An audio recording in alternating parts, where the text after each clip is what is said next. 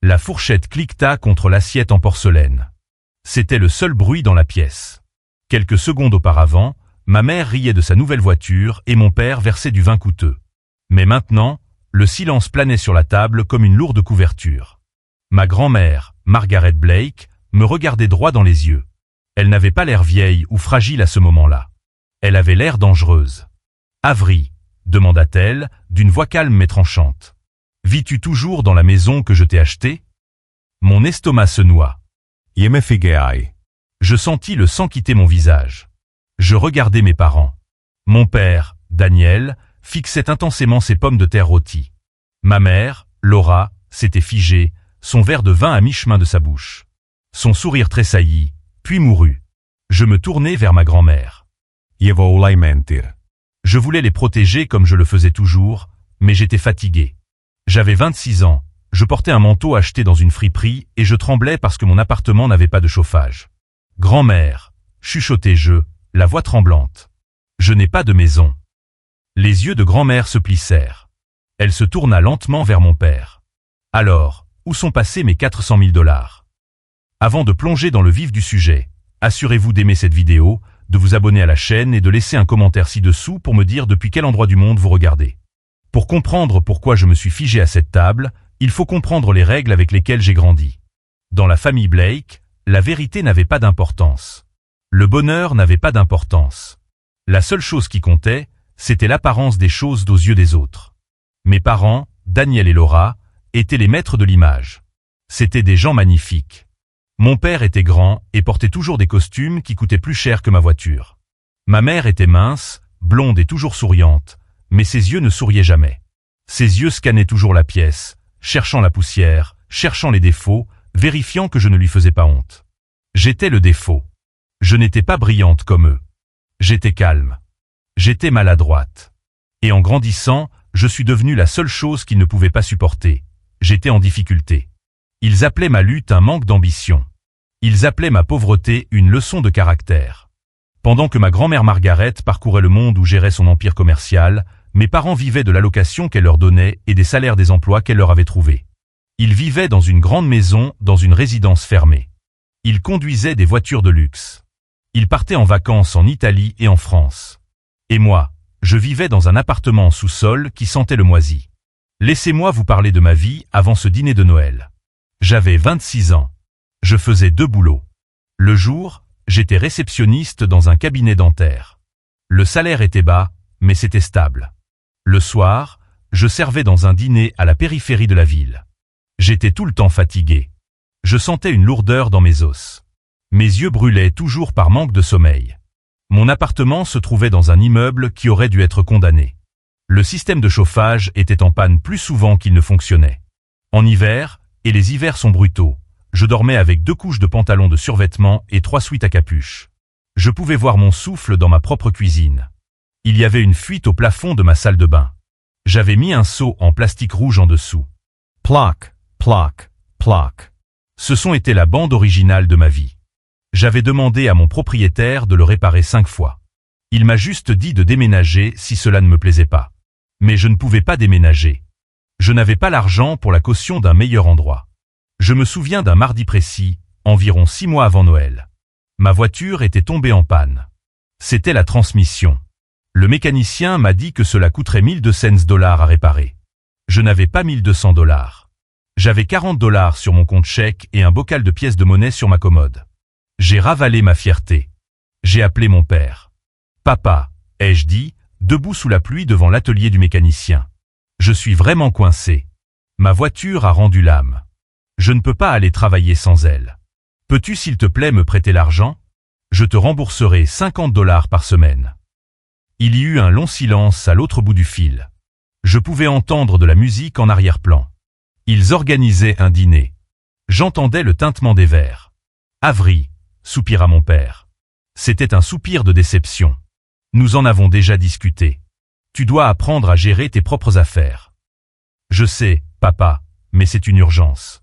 Si je ne peux pas aller travailler, je vais perdre mon emploi. Si nous te tirons d'affaire chaque fois que tu as un problème, tu n'apprendras jamais la résilience, a-t-il dit. Sa voix était douce, calme et totalement sans cœur. Débrouille-toi. Prends le bus. Marche. Ça forge le caractère. Hilar a croqué. J'ai découvert plus tard, grâce à une publication sur les réseaux sociaux, que ma mère avait acheté un sac à main à 1200 $ ce même après-midi. Elle en avait posté une photo avec la légende « Je me fais plaisir ». Penai. C'était la réalité de ma vie. Ils avaient de l'argent pour des sacs à main. Ils avaient de l'argent pour du vin. Ils avaient de l'argent pour rénover leur cuisine parce que ma mère n'aimait pas la nuance de blanc des placards. Mais ils n'avaient pas un centime pour aider leur fille à aller travailler. Alors, j'ai arrêté de demander. J'ai arrêté d'espérer. J'ai juste survécu. Je prenais le bus. Cela ajoutait 2 heures à mon trajet quotidien. Je maigrissais parce que je sautais des repas pour économiser de l'argent pour la réparation de la voiture. J'ai arrêté d'acheter de nouveaux vêtements. Le manteau que je portais au dîner de Noël avait été acheté chez Goodwill pour 8 $. C'était un manteau d'homme, un peu trop grand aux épaules, mais il était en laine et il tenait chaud. Quand l'invitation pour le dîner de Noël est arrivée, je ne voulais pas y aller. Je voulais rester dans mon appartement froid, manger une pizza surgelée et dormir. Mais on ne dit pas non au Blake, surtout pas quand grand-mère Margaret venait. Grand-mère était différente. Elle était intimidante. Oui, c'était une milliardaire qui avait bâti son entreprise à partir de rien. Elle était dure, mais elle n'était pas cruelle. Elle vivait en Europe la majeure partie de l'année, donc je ne la voyais pas souvent. Elle envoyait des cartes. Elle envoyait des cadeaux. Attendez, les cadeaux. À chaque anniversaire, grand-mère envoyait une carte. À l'intérieur, elle écrivait « J'ai envoyé un petit quelque chose à tes parents pour qu'ils te le transmettent. Achète-toi quelque chose de joli. » Je n'ai jamais vu ces cadeaux. Pas une seule fois. Quand j'étais plus jeune, j'ai interrogé ma mère à ce sujet. « Oh, grand-mère est juste confuse », disait maman en agitant la main d'un air dédaigneux. Elle oublie qu'elle n'a pas vraiment envoyé de chèque. Elle vieillit. Avery, n'en parle pas. Ça l'embarrasse. Alors je n'en ai jamais parlé. J'ai supposé que ma grand-mère n'était qu'une vieille femme oublieuse qui avait de bonnes intentions mais ne donnait pas suite. Je me fichais de l'argent. Je voulais juste savoir qu'elle pensait à moi. Ce Noël-là, j'ai pris le bus pour aller chez mes parents. J'ai dû marcher le dernier kilomètre parce que le bus n'entrait pas dans leur quartier riche. Il neigeait. Le vent traversait mon manteau de friperie. Mes bottes avaient un trou dans la semelle, donc mes chaussettes étaient mouillées et glacées. Je suis arrivé à leur porte d'entrée en tremblant. La maison brillait d'une lumière dorée. Il y avait une couronne sur la porte qui coûtait probablement plus cher que mon loyer mensuel. J'ai frappé. Ma mère a ouvert la porte. Elle n'a pas dit bonjour. Elle n'a pas dit joyeux Noël. Elle a regardé mon manteau, sa lèvre retroussée de dégoût. Avery, sifflatait-elle. Tu ressembles à une sans-abri. Enlève cette chose immédiatement. Mets-le dans le placard de l'entrée. Ne laisse pas grand-mère te voir porter ça. Il fait froid, maman, dis-je en entrant. La chaleur de la maison m'a frappé et c'était comme le paradis. Tu es en retard, a-t-elle claqué. Va te coiffer. Tu as l'air négligé. Et pour l'amour de Dieu, essaie de sourire. Nous avons un bon dîner de famille. Ne gâche pas tout avec ton attitude déprimante. Je suis allé aux toilettes. Je me suis regardé dans le miroir. J'avais l'air fatigué. Ma peau était pâle. Mes yeux avaient des cernes sombres en dessous. J'ai essayé de lisser mes cheveux. J'ai essayé de me pincer les joues pour les rendre roses. J'ai regardé la femme dans le miroir et j'ai eu pitié d'elle. Je me sentais faible. Pourquoi étais-je venu ici? Pourquoi les laissais-je me traiter comme ça? Parce que je voulais une famille, même une fausse. Je voulais m'asseoir à une table et manger de la nourriture chaude. Je voulais prétendre, juste pour quelques heures, que j'appartenais à des gens qui m'aimaient. Je suis entré dans la salle à manger. La table était parfaitement dressée, verre en cristal, fourchette en argent, serviette en lin blanc pliée comme des cygnes. Une énorme dinde rôtie trônait au centre. Grand-mère Margaret était assise en bout de table. Elle avait l'air royal. Elle portait une robe en velours vert foncé et des perles. Ses cheveux étaient blancs et parfaitement coiffés. Quand elle m'a vu, son visage s'est illuminé. C'était le seul sourire sincère dans la pièce. « Avery, dit-elle. Viens ici, ma chérie. » Je suis allé vers elle. Elle m'a serré dans ses bras. Elle sentait le parfum cher et la menthe poivrée. Ses mains étaient chaudes. « Tu es si maigre, » dit-elle en se reculant pour me regarder. Ses yeux étaient perçants, scannant mon visage. « Manges-tu assez ?»« Je vais bien, grand-mère, » ai-je menti. Juste occupé par le travail. « Assieds-toi, » ordonna-t-elle. « Mange. » Je me suis assise. Mon père versait du vin. Il ne m'a pas regardé. Il était trop occupé à essayer d'impressionner sa mère. Alors, mère, dit-il, sa voix forte et retentissante. Comment vont les affaires à Londres?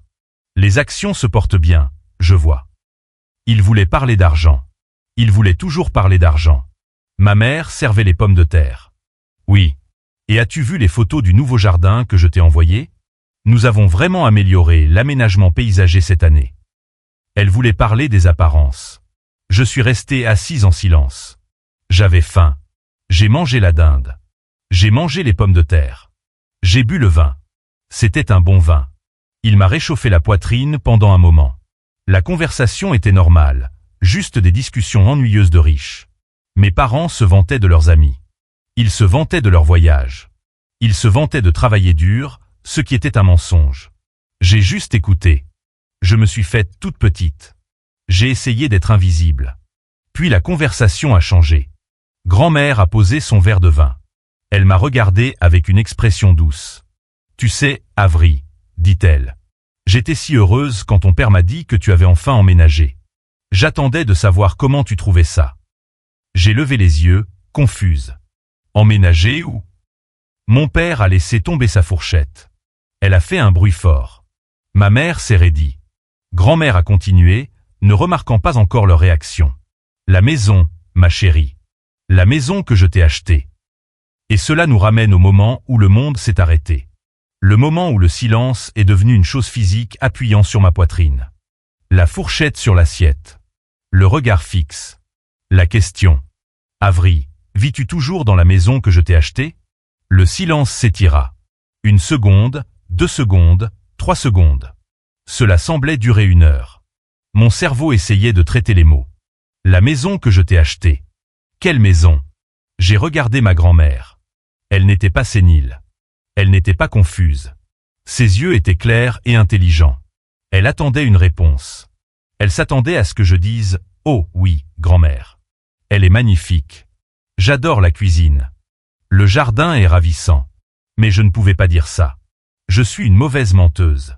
Mes parents sont d'excellents menteurs, mais ils ne m'ont jamais appris à le faire correctement. Ma voix s'est bloquée dans ma gorge. J'ai toussé. Mon père, Daniel, a soudainement ri. C'était un bruit fort, un aboiement qui ne correspondait pas au calme de la pièce. Ah! Oh, maman! Tu sais comment est Avery. C'est une farceuse. Il me regarda. Ses yeux étaient grands écarquillés, suppliants. Mais il y avait de la colère derrière la supplication. Ses yeux disaient « Tais-toi. Joue le jeu. N'ose pas gâcher ça. » Ma mère est intervenue, sa voix aiguë et tendue. Oui. Avery est juste modeste. Elle adore l'endroit.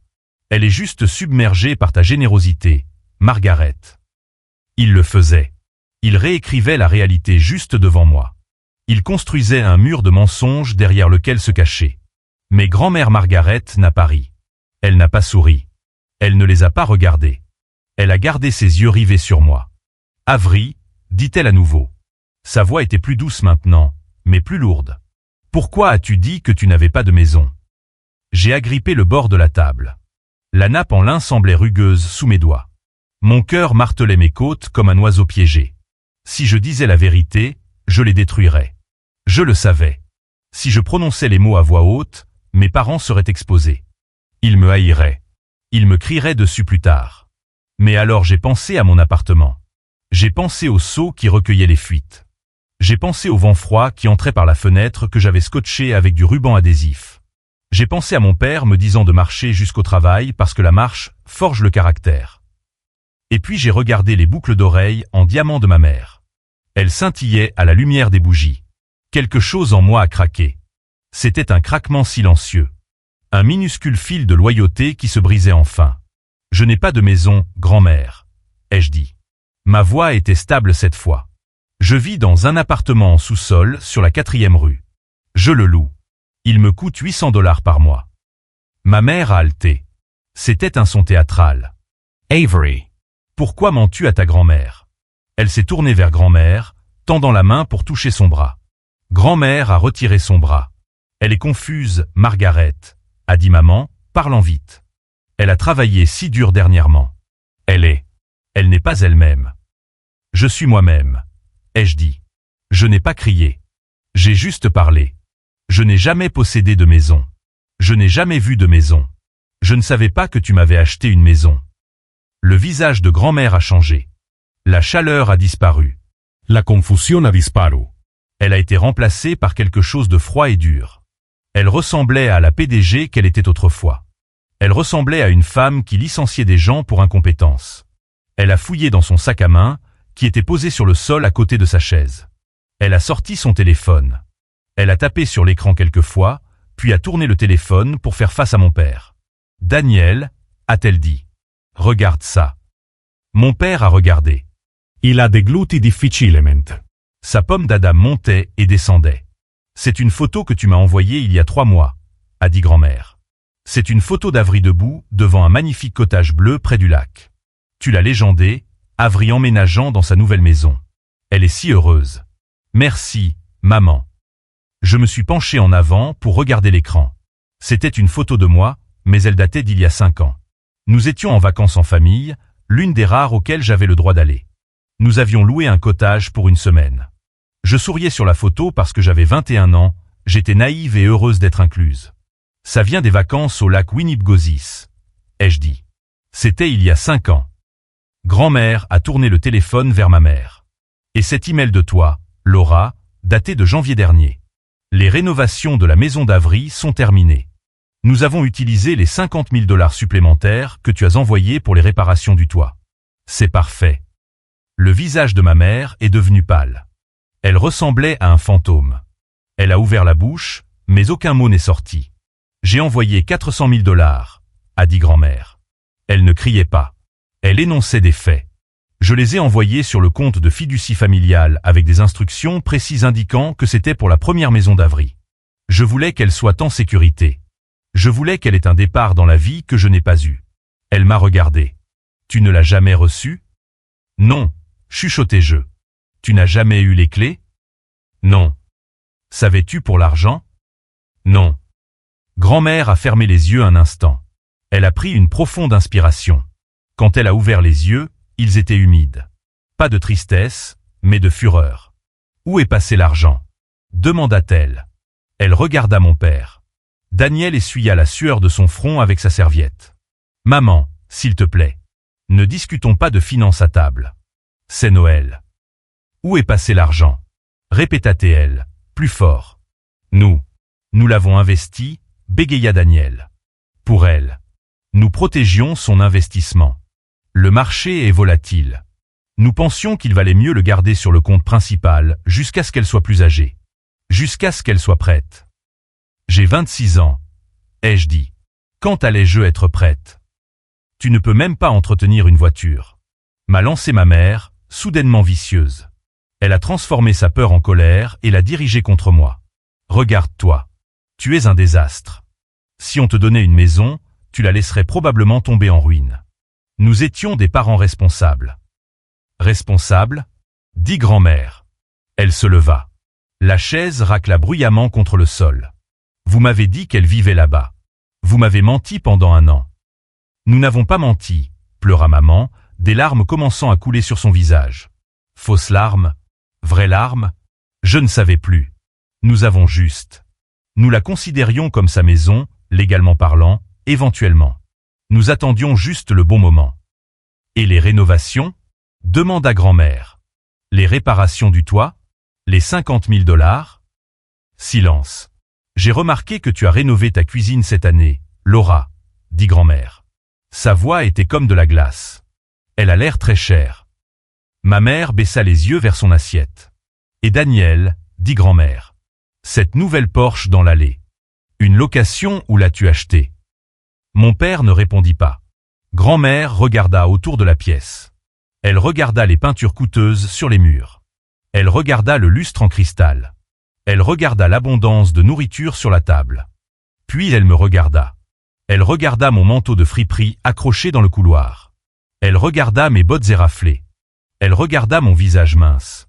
Vous avez vécu dans le luxe, chuchota-t-elle, tandis que ma petite fille vit dans. Elle s'arrêta.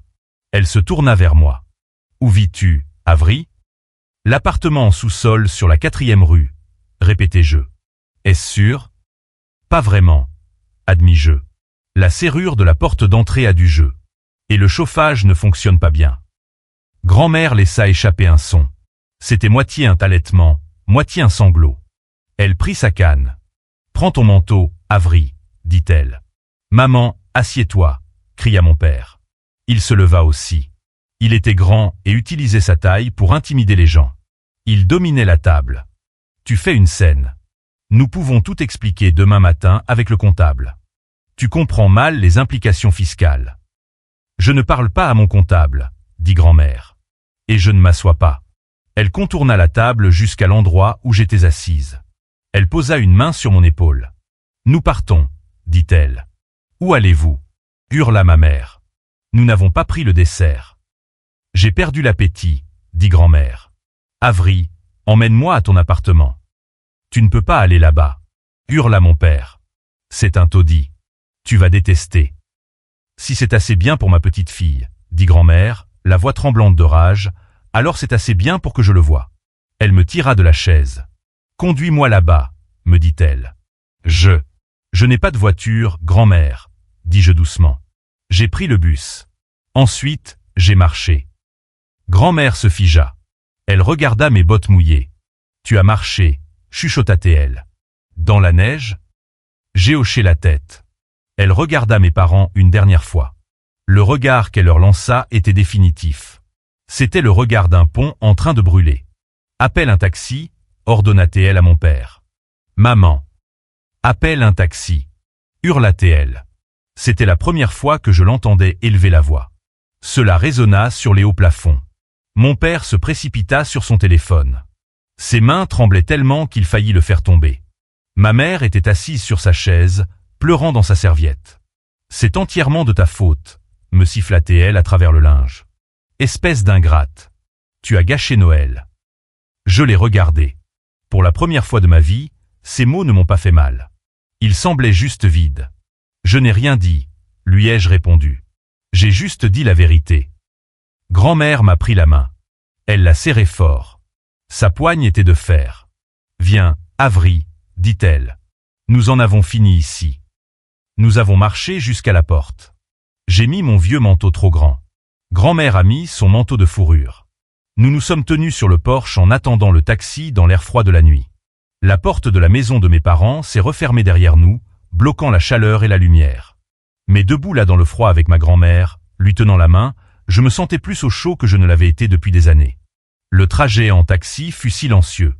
Pas le silence étouffant de la salle à manger de mes parents, mais un silence lourd et pensif. Le chauffeur, un homme nommé Sam qui avait l'air d'avoir tout vu, jeta quelques coups d'œil dans le rétroviseur. Il voyait une vieille femme en vison et perles assise à côté d'une jeune femme dans un manteau de friperie délavé et trop grand. Il se demandait probablement quelle était son histoire. Il ne posa pas de questions, il conduisit simplement. Grand-mère Margaret regardait par la fenêtre. Les lampadaires défilaient sur son visage. Lumière, obscurité, lumière, obscurité. Sa mâchoire était serrée. Ses mains étaient croisées sur le pommeau de sa canne, la serrant si fort que ses jointures étaient blanches. J'étais nerveuse. J'avais honte. Je ne voulais pas qu'elle voie où je vivais. C'était une chose de lui en parler. C'en était une autre de lui montrer. C'est humiliant de montrer à quelqu'un qu'on aime à quel point on est tombé bas, surtout quand cette personne est milliardaire. Ce n'est pas un beau quartier, grand-mère, chuchotai-je alors que nous quittions la route principale. Les maisons devenaient plus petites. Les lampadaires devenaient plus faibles. La neige ici n'était pas d'un blanc immaculé, comme dans la résidence fermée de mes parents. C'était de la gadoue grise retournée par les pneus et tachée d'huile. Je me fiche du quartier, dit-elle sans me regarder. Je me soucie de toi. Nous nous sommes arrêtés devant mon immeuble. C'était un bloc de briques de 3 étages, construit dans les années 1970 et ignoré depuis. La porte d'entrée était maintenue ouverte avec un parpaing parce que l'interphone ne fonctionnait pas. La lumière du couloir vacillait, projetant nerveusement des ombres sur la peinture écaillée. Grand-mère paya le chauffeur. Elle lui donna un pourboire de $50 pour une course de $10. Nous étions sur le trottoir. Un chat éranfela depuis le dessous d'une benne à ordures. « C'est ici ?» demanda grand-mère. Sa voix était petite. « Oui, dis-je. Je suis au 1B, au sous-sol. » Nous sommes entrés.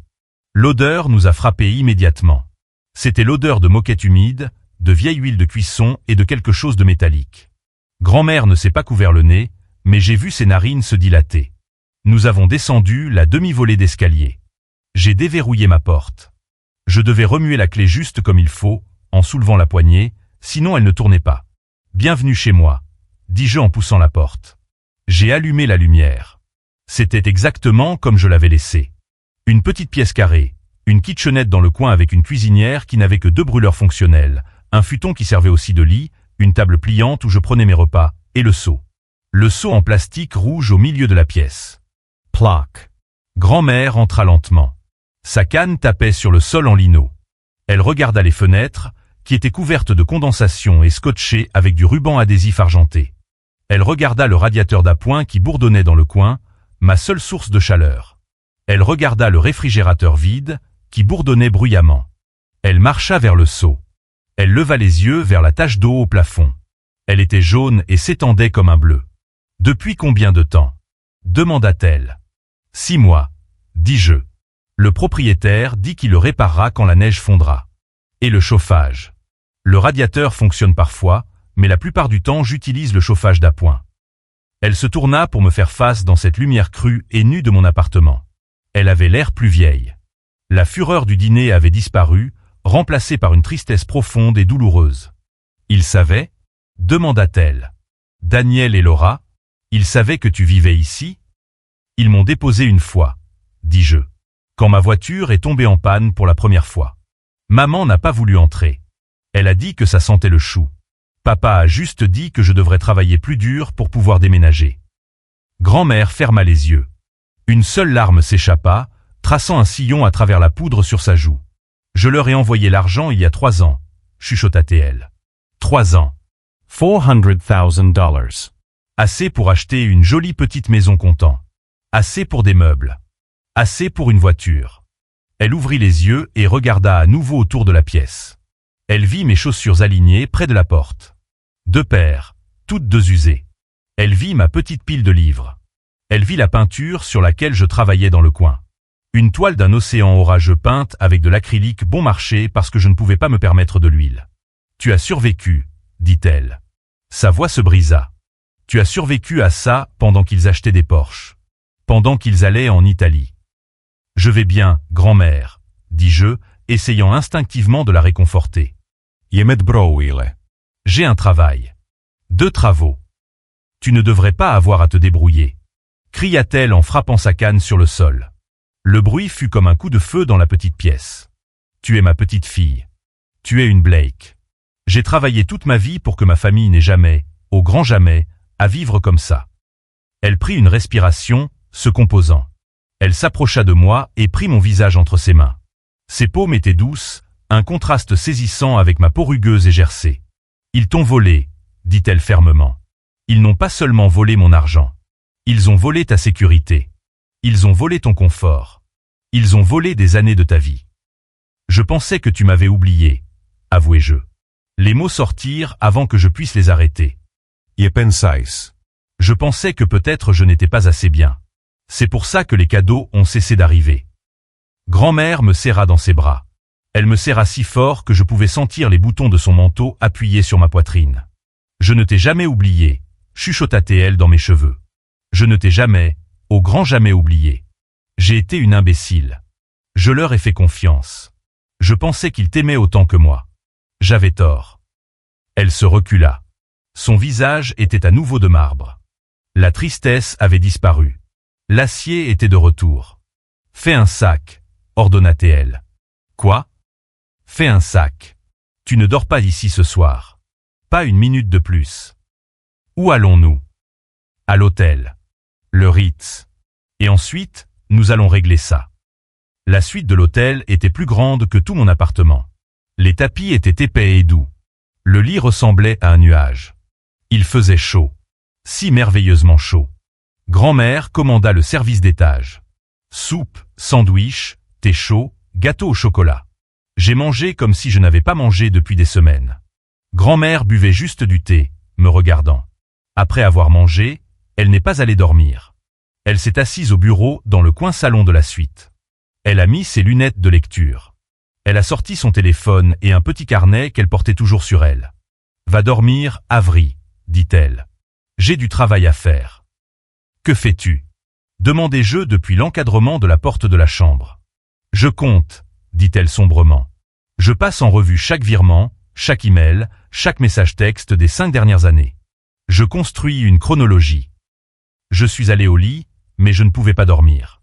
À travers la porte ouverte, je la regardais. Elle est restée au téléphone pendant des heures, même s'il était minuit passé. Elle appelait ses banquiers personnels à Londres. Elle appelait ses avocats à New York. J'entendais des bribes de ces conversations. Je les compte. Oui, tous. Ceux de Daniel aussi. Ceux de Laura aussi. Je me fiche que ce soit la veille de Noël. Faites-le. Je veux les registres de propriété pour la propriété de Clearwater Bend. Oui, celle qu'ils ont achetée l'année dernière. Je veux savoir à quel nom elle est. Préparez Jonathan Taille pour une réunion à 9 heures précises. Dites-lui d'apporter les documents originaux de la fiducie. Elle était comme un général en guerre. Elle était méthodique. Elle était terrifiante. Je me suis endormi en écoutant le grattement de son stylo sur le papier et sa voix basse et en colère au téléphone. Je me suis réveillé quand le soleil se levait. La lumière filtrait à travers les lourds rideaux. Je me suis assise, désorienté une seconde par le luxe qui m'entourait. Puis je me suis souvenu du dîner, du taxi, du seau. Je suis entré dans le coin salon. Grand-mère était toujours assise au bureau. Elle portait toujours sa robe de dîner, mais elle avait enlevé ses perles et ses chaussures. Il y avait des piles de papier sur le bureau. Elle avait dû demander au centre d'affaires de l'hôtel de les imprimer pour elle pendant la nuit. Elle avait l'air fatiguée, mais ses yeux brillaient d'une étrange énergie. « Bonjour », dit-elle. Elle ne leva pas les yeux du document qu'elle lisait. « As-tu dormi » Demandai. Non, dit-elle. Je dormirai quand ce sera fini. Elle posa le papier et se tourna vers moi. Assieds-toi, Avery. Je dois t'expliquer ce qui va se passer aujourd'hui. Je me suis assise sur le canapé. J'ai tout découvert, dit-elle. C'est pire que je ne le pensais. Mon estomac se serra. Pire à quel point? Les 400 000 $ pour la maison n'étaient que le début, dit-elle. Je t'envoie une allocation. 2 000 $ par mois, depuis tes 21 ans. Ma bouche s'ouvrit. Quoi? Ils m'ont dit qu'ils les déposaient sur un compte d'épargne pour toi. Ils ont dit que tu voulais économiser pour une entreprise. Je n'ai jamais vu un centime, dis-je. Je travaille pour 12 $ de l'heure. Je sais, dit-elle. Ils ont pris ça aussi. Et l'argent des frais de scolarité que j'ai envoyé pour ton école d'art? Celle qu'ils m'ont dit que tu avais décidé de ne pas fréquenter? Je n'ai pas décidé de ne pas y aller. Tsrie. Maman m'a dit qu'on ne pouvait pas se le permettre. Elle m'a dit que mon portfolio n'était pas assez bon pour obtenir une bourse, alors j'ai dû abandonner. La main de grand-mère se serra en poing sur le bureau. Ils t'ont menti pour te garder petite, dit-elle. Et ils m'ont menti pour garder l'argent. Elle se leva. Elle marcha jusqu'à la fenêtre et regarda la ville couverte de neige. J'ai créé un monstre, dit-elle doucement. Je leur ai trop donné. Je les ai rendus faibles. Et parce qu'ils étaient faibles, ils sont devenus avides. Et parce qu'ils étaient avides, ils se sont attaqués à la seule personne qu'ils auraient dû protéger. Elle se retourna vers moi. Nous allons au bureau de l'avocat dans 2 heures. Tes parents seront là. Je les ai convoqués. Je ne veux pas les voir, dis-je. Je me sentais malade. Je ne peux pas les affronter. Tu n'as pas à dire un mot, dit grand-mère. Je ferai la conversation. Mais tu as besoin d'être là. Tu as besoin de les voir perdre. Tu as besoin de voir la vérité éclater au grand jour. Elle s'approcha et posa ses mains sur mes épaules. Nous arrêtons de les laisser réécrire ta vie, dit-elle. À partir d'aujourd'hui, tu écris ta propre histoire. Et le premier chapitre consiste à reprendre ce qui t'appartient. Pour la première fois depuis des années, en regardant dans ses yeux féroces et fatigués, je ne me sentais pas comme une victime. Je ne me sentais pas comme la parente pauvre. Je me sentais comme une Blake. D'accord, dis-je. Je suis prête. Bien, dit-elle. Maintenant, va te doucher. J'ai commandé des vêtements pour toi. Ils devraient être là d'une minute à l'autre. Tu n'entreras pas dans ce bureau en portant un manteau de friperie. Tu y entreras en tant qu'héritière du domaine Blake. On frappa à la porte. Un membre du personnel de l'hôtel fit entrer un portant de vêtements. Un manteau noir élégant, des bottes chaudes, un pull gris doux, un pantalon qui m'allait vraiment. Je m'habillais. Je me regardais dans le miroir. Je me tenais plus droite. Les vêtements ne changeaient pas qui j'étais, mais ils changeaient la façon dont je me sentais. Je me sentais en armure. Grand-mère hocha la tête quand elle me vit. « Allons-y, dit-elle. C'est l'heure des comptes. » Le cabinet d'avocat de Jonathan Taille était situé dans un grand immeuble en verre au centre-ville. C'était le genre d'endroit où les sols étaient en marbre et où tout le monde parlait en chuchotant. Je suis entré à côté de ma grand-mère. Je portais les nouveaux vêtements qu'elle m'avait achetés, le manteau noir, les bottes chaudes. I me sentais differente. Je ne me sentais plus comme la fille qui vivait dans un sous-sol. J'avais l'impression de porter une armure. Nous avons pris l'ascenseur jusqu'au 40e étage. Mon cœur battait vite, un boum, boum, boum nerveux contre mes côtes. J'avais peur de voir mes parents. J'avais peur de ce qu'ils diraient. J'avais peur qu'ils réussissent d'une manière ou d'une autre à retourner la situation et à dire que c'était encore de ma faute. Grand-mère me serra la main. La tête haute, Avery, dit-elle. Tu n'as rien à cacher. Ce sont eux qui devraient avoir peur. Nous sommes entrés dans la salle de conférence. C'était une grande pièce avec une longue table en acajou et une vue sur toute la ville. Mes parents étaient déjà là. Ils étaient assis d'un côté de la table. Mon père, Daniel, portait son costume gris coûteux, mais il avait l'air débraillé. Sa cravate était légèrement de travers. Il avait des poches sous les yeux. Ma mère, Laura, portait de grandes lunettes de soleil. Même si nous étions à l'intérieur, elle les a enlevées quand nous sommes entrés. Ses yeux étaient rouges et bouffis. Quand ils m'ont vu, ils se sont tous deux raidis. Les yeux de ma mère ont scanné mon nouveau manteau. J'ai vu un éclair de jalousie sur son visage. « Alors, » dit mon père, essayant d'avoir l'air confiant. « On fait ça ici ? Avec des avocats ? Maman, c'est ridicule. Nous aurions pu régler ça à la maison. » « Il n'y a rien à régler, » dit grand-mère froidement. Elle ne s'assit pas. Elle se tenait en bout de table. « Assieds-toi, Avery. » Je me suis assise dans le fauteuil en cuir à côté de grand-mère, en face de mes parents. Jonathan Taille entra. C'était un homme grand aux cheveux gris et aux lunettes très sérieuses. Il portait une épaisse pile de dossiers. Il ne souriait pas. « Bonjour, » dit Jonathan. Il s'assit et posa les dossiers sur la table. Le bruit du papier frappant le bois fut fort dans la pièce silencieuse. Kamenkens. Jonathan ouvrit le premier dossier. Nous sommes ici pour examiner le détournement de fonds de la fiducie Margaret Blake, concernant spécifiquement la bénéficiaire, Avery Blake. Mon père ria nerveusement. Determined. C'est un mot fort, Jonathan. Nous sommes les fiduciaires. Nous avons le pouvoir discrétionnaire sur la façon de gérer l'argent. Jonathan regarda mon père par-dessus ses lunettes. La discrétion n'inclut pas le vol, Daniel. Le visage de mon père devint rouge. Abordons le virement de 400 000 $ envoyé le 12 août, il y a 3 ans, dit Jonathan. Cet argent était explicitement étiqueté « Achat maison, Avery ». Où est cet argent? Daniel s'éclaircit la gorge. Il regarda ma mère. Ma mère regarda la table. Nous pensions qu'Avery n'était pas prête pour être propriétaire, dit Daniel. Sa voix était douce, la voix d'un vendeur. Elle était jeune. Elle cherchait sa voie dans la vie. Nous ne voulions pas l'accabler avec des impôts fonciers et de l'entretien. Alors, nous l'avons gardée. Gardée où? Demanda grand-mère. Sa voix était calme, mais elle traversait l'air comme un couteau. Dans notre portefeuille d'investissement, dit Daniel. En sécurité. En croissance. Jonathan sortit une feuille de papier. Il la fit glisser sur la table vers mon père. Ceci est votre relevé bancaire de ce mois-là, dit Jonathan. Le lendemain de l'arrivée de l'argent, il y a eu un retrait de 380 000 $. Il a été versé à Clearwater Bend Estate. La pièce devint silencieuse. Yemefigeai. Clearwater Bend. C'était la communauté exclusive au bord du lac où les gens les plus riches de l'État avaient des maisons de vacances. Vous avez acheté une maison au bord du lac, chuchotai-je. Ma mère leva les yeux. Sa lèvre tremblait. C'était un investissement. L'immobilier est le meilleur investissement. Nous l'avons acheté pour que l'argent fructifie pour toi, Avery. Est-ce que mon nom est sur l'acte? Demandai-je. Jonathan répondit pour eux. Non. L'acte est au nom de Daniel et Laura Blake. Je me sentais malade. Vous m'avez dit que vous ne pouviez pas me prêter 1 200 $ pour réparer ma voiture, dis-je, la voix tremblante. Vous m'avez laissé marcher jusqu'au travail dans la neige.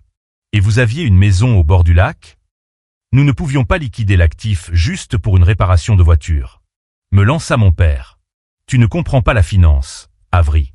C'est ça le problème. Tu penses que l'argent apparaît comme par magie. Nous construisions un capital. Jonathan sortit un autre papier. Et les rénovations? 50 000 $ pour une nouvelle cuisine dans la maison du lac. 20 000 $ de plus pour un quai à bateau. Était-ce aussi pour Avery? Nous devions maintenir la valeur de la propriété. Esekria Maman. Il faut dépenser de l'argent pour gagner de l'argent. Et l'allocation, continua Jonathan, implacable. 2 000 $ par mois destinés aux frais de subsistance d'Avery, virés chaque mois pendant 5 ans. Nous avons utilisé cela pour des frais administratifs, dit Daniel. Il transpirait maintenant. Je pouvais voir les gouttes de sueur sur son front. Gérer une fiducie est un travail difficile. Frais administratifs? Grand-mère frappa du poing sur la table. Vous avez utilisé l'argent de la nourriture de ma petite fille pour payer votre adhésion au country club. J'ai vu les relevés de carte de crédit, Daniel. J'ai vu les voyages dans la Napa Valley. J'ai vu les bijoux. Elle pointa un doigt tremblant vers eux. Vous l'avez laissé vivre dans un sous-sol avec un seau recueillant l'eau du plafond, siffla grand-mère, pendant que vous buviez du vin sur un quai payé avec son argent. Nous allions le lui donner éventuellement. Sanglota ma mère. Quand elle se marierait. Quand elle s'installerait. Nous l'économisions pour son avenir. Je suis son avenir, dit grand-mère. Et je suis ici pour vous dire que son avenir ne vous inclut plus. Mes parents se regarderent. Ils avaient l'air piégés. Ils ressemblaient à des animaux acculés. Ils réalisaient que les mensonges ne fonctionnaient pas. L'excuse du malentendu ne fonctionnait pas. Jonathan ferma le dossier. Le bruit était définitif. Le montant total détourné, incluant les intérêts et l'allocation, s'élève à près de 600 000 $, dit Jonathan. C'est un grand vol. C'est de la fraude. Le visage de mon père devint gris pâle. Allez-vous porter plainte? Grand-mère le regarda. Elle regarda son propre fils. Je vis la douleur dans ses yeux. C'est une chose terrible pour une mère de réaliser que son enfant est une mauvaise personne. Je devrais, dit-elle doucement. Je devrais vous envoyer en prison. Ma mère commença à pleurer plus fort. S'il te plaît, Margaret. Pense à la famille. Pense au scandale. Daniel est ton fils. Avery est ma petite fille, dit grand-mère. Et elle est la seule famille que je reconnais dans cette pièce en ce moment. L'air dans la pièce était lourd. Mes parents étaient terrifiés. Ils n'avaient pas peur de perdre mon amour. Ils ne s'en étaient jamais souciés. Ils avaient peur de perdre leur train de vie. Ils avaient peur de la prison. Grand-mère se leva lentement. Elle s'appuya lourdement sur sa canne. Elle avait l'air fatiguée, mais elle se tenait droite. Je ne vais pas vous envoyer en prison, dit grand-mère. Mon père laissa échapper un énorme soupir. Il s'affaissa sur sa chaise. Dieu merci, maman. Merci. Nous pouvons arranger ça. Nous pouvons élaborer un plan de paiement. J'ai des actions que je peux vendre. Taisez-vous, dit grand-mère. Elle se tourna vers Jonathan. Lisez l'amendement. Jonathan ouvrit un nouveau document. Il était tamponné à l'encre rouge. Madame Margaret Blake a révisé son plan successoral ce matin, lut Jonathan. Sa voix était monotone, ce qui rendait les mots encore plus puissants. Auparavant, la succession devait être divisée entre Daniel Blake et diverses fiducies caritatives, avec une petite allocation pour Avery Blake. Mes parents hochèrent la tête. Ils le savaient. Ils avaient attendu cet héritage toute leur vie. Le Nouveau Testament, continua Jonathan, supprime complètement Daniel et Laura Blake en tant que bénéficiaires. Ma mère haleta. C'était un son fort et aigu. Quoi? Vous êtes déshérité, dit grand-mère. Vous n'aurez rien. Pas l'entreprise, pas les propriétés, pas un seul dollar. Tu ne peux pas faire ça, cria Daniel. Il se leva, frappant ses mains sur la table. Je suis ton fils. Je t'ai aidé à diriger l'entreprise. Tu t'es servi dans l'argent de l'entreprise, dit grand-mère calmement. A seed's toy, Daniel. Il ne s'assit pas. Il tremblait de rage. C'est une influence abusive. Elle t'a empoisonné contre nous. Il me pointa du doigt. Regarde-la. Elle joue la victime. Elle a probablement planifié tout ça. J'ai regardé mon père. J'ai regardé l'homme qui m'avait élevé. Et j'ai réalisé qu'il ne me connaissait pas du tout.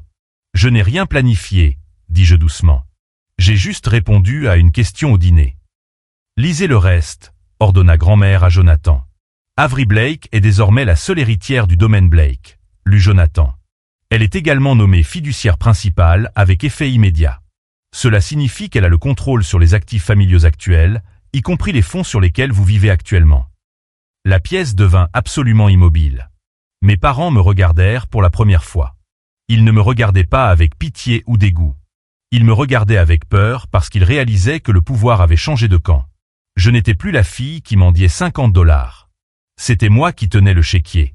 Avery, chuchota ma mère. Sa voix changea instantanément.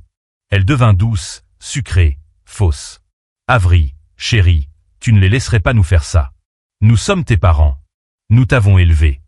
Nous t'avons mis un toit au-dessus de la tête. Vous avez mis un toit au-dessus de vos propres têtes avec mon argent, dis-je. Nous avons fait des erreurs, dit mon père, sa voix désespérée maintenant. Nous sommes humains.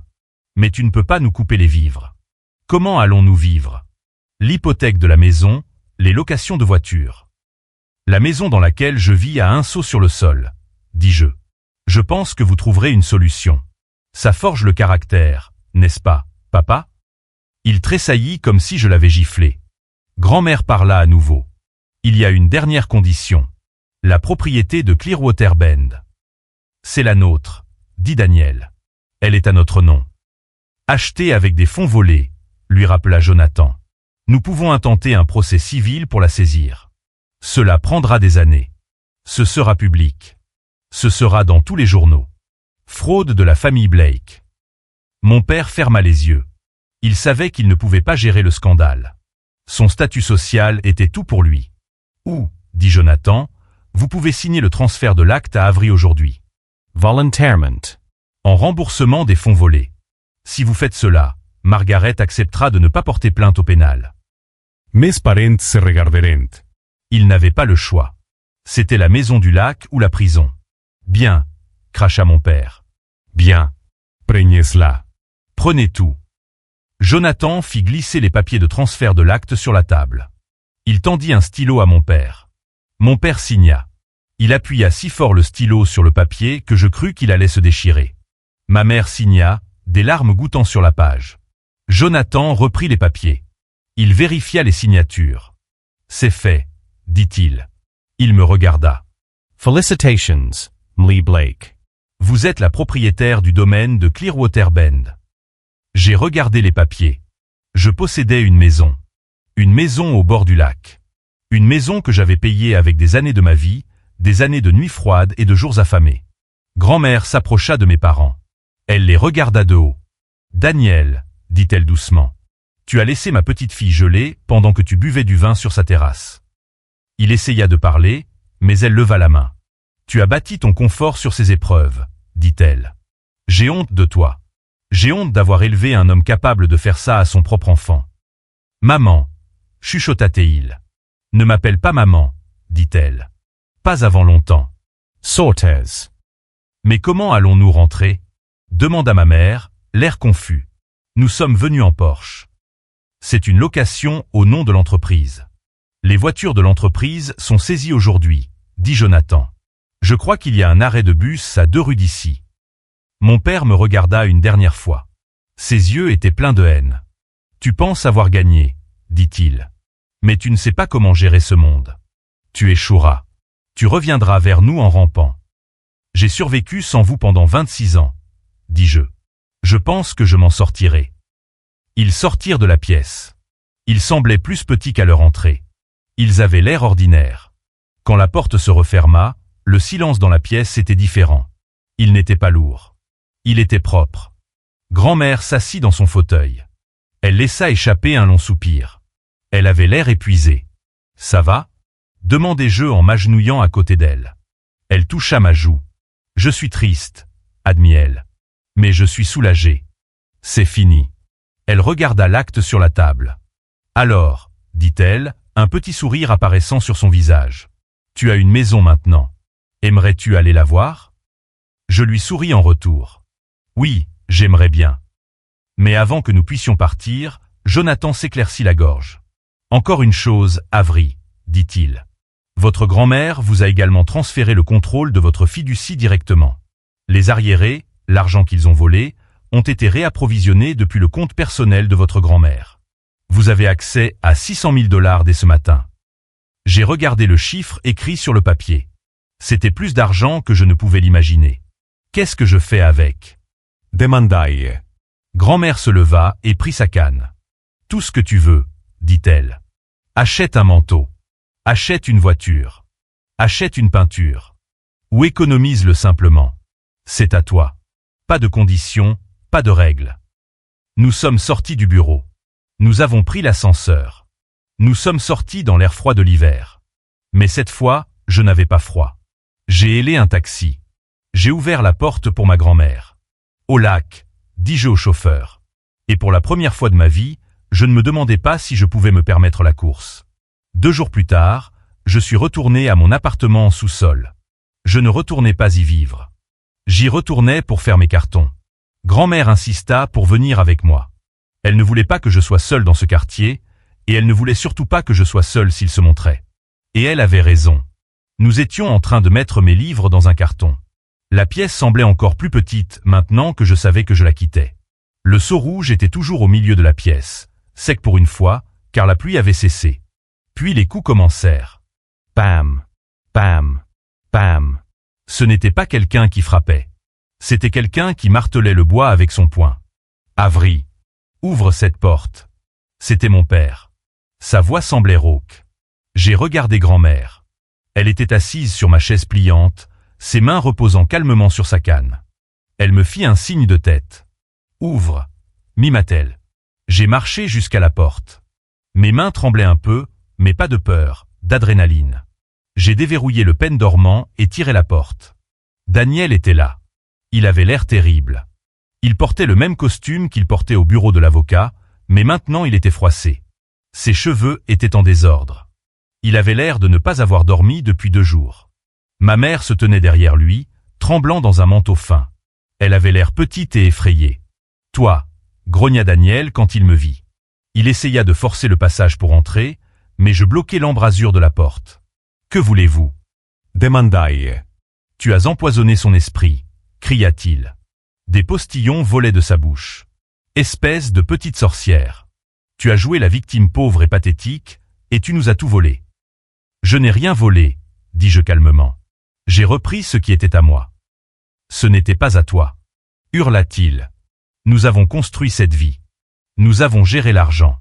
Tu penses que tu peux juste entrer et prendre la maison, prendre les comptes? Tu ne connais rien à l'argent. Je sais qu'on ne le dépense pas en voiture de luxe quand sa fille meurt de faim, dis-je. Il s'avança, le visage rouge de rage. Il leva la main, pointant un doigt vers mon visage. Espèce d'ingrate. Paume. La canne de grand-mère frappa le sol durement. Daniel se figea. Il regarda derrière moi et la vit assise dans l'ombre de l'appartement. Maman, chuchota-t-il. Ne fais pas ça, dit grand-mère. Elle se leva et marcha jusqu'à la porte. Elle se tint à côté de moi. Elle n'était pas grande, mais elle donnait l'impression d'être une géante. Tu viens chez elle, dit grand-mère, sa voix basse et dangereuse, la maison dans laquelle tu l'as forcée à vivre et tu la menaces? Elle t'a manipulé, supplia Daniel. Elle ment. Elle fait croire que c'était pire que ça ne l'était. Regarde autour de toi, Daniel, cria grand-mère. Elle balaya la pièce de son bras. Regarde les taches d'eau. Regarde les fenêtres scotchées. Est-ce un mensonge? Est-ce que la moisissure sur le mur est un mensonge? Il ne regarda pas. Il refusa de regarder. Vous m'avez tout pris en premier, lui dis-je. Je le regardai droit dans les yeux. Vous m'avez pris ma confiance. Vous m'avez pris ma sécurité. Vous m'avez laissé croire que je ne valais rien juste pour pouvoir acheter du meilleur vin. Nous te protégions, insista-t-il. Mais le mensonge semblait faible maintenant. Vous vous protégiez vous-même, dis-je. Vous protégiez votre image. Ma mère s'avança. Elle pleurait. De vraies larmes cette fois, je pense. Mais c'étaient des larmes d'apitoiement sur elle-même. S'il te plaît, Avery, sanglota-t-elle. Elle tendit la main pour toucher mon bras. Je reculai. Nous sommes une famille. Ça ne signifie rien. Nous sommes tes parents. Nous avons fait une erreur. S'il te plaît, parle à grand-mère. Dis-lui de nous rendre l'allocation. Nous avons des factures. L'adhésion au club doit être payée, les paiements de voiture. Je la fixais. Même maintenant, en train de mendier dans un sous-sol, elle s'inquiétait de son adhésion au country club. Elle n'a pas demandé comment j'allais. Elle ne s'est pas excusée pour le froid. Elle voulait juste récupérer son argent. Nous étions une famille, dis-je doucement. Jusqu'à ce que vous choisissiez le confort plutôt que moi. Avery, s'il te plaît. Gémit-elle. Non, dis-je. Tu ne le mérites pas. Cracha Daniel, sa colère revenant quand il réalisa que mendier ne fonctionnerait pas. Tu échoueras. Tu seras de retour dans le caniveau dans 1 an. Elle a géré votre négligence, dit grand-mère, se plaçant devant moi. Elle a géré votre silence. Elle a géré votre cruauté, et elle est toujours debout. Elle est plus forte que vous ne le serez jamais. Grand-mère les regarda avec une finalité totale. Partez, ordonna-t-elle. Si jamais vous l'approchez à nouveau, je vous retirerai la dernière chose que vous avez, votre nom. Je vous désavouerai publiquement dans tous les journaux du pays. Daniel regarda grand-mère. Puis il me regarda. Il vit que la porte était fermée. Pas seulement la porte physique, mais la porte de nos vies. Il se retourna et s'éloigna. Il ne se retourna pas. Ma mère s'attarda une seconde, me regardant avec de grands yeux tragiques, attendant que je la sauve. Quand je n'ai pas bougé, elle s'est tournée et l'a suivie dans l'après-midi gris. Je les ai regardés partir. Je les ai regardés monter les escaliers en béton sale. Puis j'ai fermé la porte. Je l'ai verrouillée. Je me suis tourné vers grand-mère. « Ça va ?» demanda-t-elle. J'ai pris une profonde inspiration. L'air dans l'appartement sentait toujours le moisi, mais je ne le remarquais plus autant. « Oui, dis-je. Je pense que ça va. »« Bien, dit-elle. Finis de faire tes cartons. Les déménageurs sont là. » Le trajet jusqu'à la maison du lac prit 2 heures. Nous avons roulé vers le nord, loin de la ville, dans les montagnes. La neige devenait plus profonde et plus blanche. Les arbres se transformaient en pins épais couverts de givre. J'avais vu des photos de Clearwater Bend. Bien sûr, c'était là que les riches allaient pour s'évader, mais je n'y étais jamais allé. Nous nous sommes arrêtés à la barrière. J'ai donné mon nom au gardien. « Bienvenue chez vous, mademoiselle Blake », dit-il. « Chez vous ». Le mot semblait étrange. Nous avons descendu la route sinueuse jusqu'à atteindre l'allée. Et elle était là. La maison était magnifique. Ce n'était pas un manoir, pas comme la maison Tapax en Graveleuil de mes parents en ville. C'était une grande cabane moderne faite de cèdre et de pierre. Elle avait d'immenses baies vitrées qui donnaient sur le lac gelé. Elle était nichée dans les arbres, calme et fière.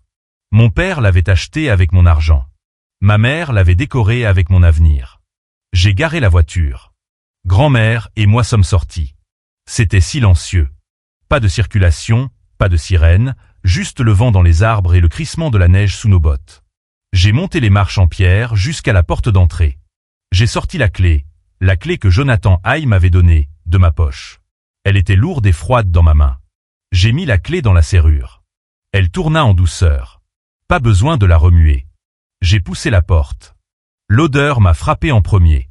Ça sentait Ça sentait les bougies à la vanille coûteuse de ma mère et le cirage pour cuire de mon père. Pendant une seconde, je me suis senti comme une intruse. J'avais l'impression de commettre une effraction. « Vas-y », dit doucement grand-mère derrière moi. « C'est à toi. » Je suis entré. Les sols étaient en bois dur poli. Les plafonds étaient hauts avec des poutres en bois. Il y avait une immense cheminée en pierre au centre du salon. Les meubles étaient blancs et immaculés. J'ai traversé les pièces. La cuisine avait des comptoirs en marbre et des appareils électroménagers qui semblaient n'avoir jamais été utilisés. La salle à manger avait une table pouvant accueillir 12 personnes. Je suis entré dans la chambre principale. Elle avait un balcon donnant sur le lac. Je suis resté là à regarder le lit. C'est là qu'ils avaient dormi. C'est là qu'ils s'étaient réveillés, avaient bu leur café et regardé la vue. Pendant que je scotchais ma fenêtre, je ressentis une vague de colère. Je voulais casser des choses. Je voulais briser les vases et déchirer les rideaux. Mais alors grand-mère entra. Elle alla directement aux portes du balcon et les ouvrit grand. L'air frais et froid s'engouffra dans la pièce. Il tourbillonna autour de nous, chassant l'odeur de vanille et de cuir. Ça sentait le pain, la neige et l'eau. « Laisse entrer l'air », dit grand-mère. « Laisse sortir le vieil air. » Je me tenais près de la porte ouverte. J'ai pris une profonde inspiration. L'air froid piquait mes poumons, mais c'était bon. C'était propre. Je ne sais pas si je peux vivre ici, admis-je. J'ai l'impression que c'est à eux. Ce n'est qu'un bâtiment, Avery, dit grand-mère. Une maison, c'est juste du bois et de la pierre. Tu en fais un foyer. Change les meubles. Peins les murs. Brûle les bougies que tu aimes. Elle les oubliera, et toi aussi. Elle avait raison. Au cours de la semaine suivante, c'est exactement ce que j'ai fait. J'ai engagé une équipe pour enlever les meubles blancs. J'ai tout donné à un refuge. J'ai acheté des canapés confortables, des gros et moelleux en velours bleu foncé. J'ai acheté des tapis colorés. J'ai rempli la cuisine de casseroles et de poêles que j'utilisais vraiment. J'ai transformé une chambre d'amis en studio. J'ai installé mon chevalet. J'ai acheté des peintures, des huiles coûteuses, le genre que j'avais toujours rêvé d'utiliser. Un soir, environ une semaine après mon emménagement, grand-mère et moi étions assises sur la terrasse. Nous étions enveloppés dans d'épaisses couvertures en laine, tenant des tasses de chocolat chaud.